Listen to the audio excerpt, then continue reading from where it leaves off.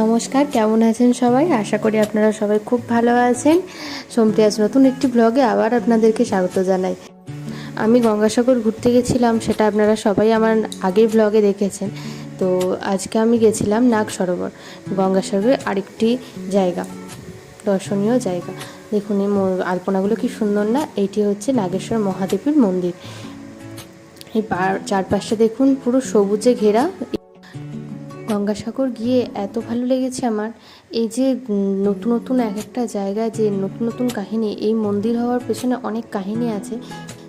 এত সুন্দর জায়গাগুলো গিয়ে আমি এত কিছু জানতে পারছি, আমার ভীষণ ভালো লাগছে, ভীষণ। আর আপনাদের সাথেও একটু শেয়ার করছি, আপনারাও একটু দর্শন করে নিন। যারা যারা গঙ্গাসাগর এখনও ঘোরেননি বা যাননি, তারা অবশ্যই একবার যে দেখে আসুন, খুব ভালো লাগবে আপনাদের। এই চারপাশটা ঘুরতে ঘুরতে দেখি এই রাজহাঁসগুলো দর্শন পেলাম আমি। ভীষণ সুন্দর, এখানে তো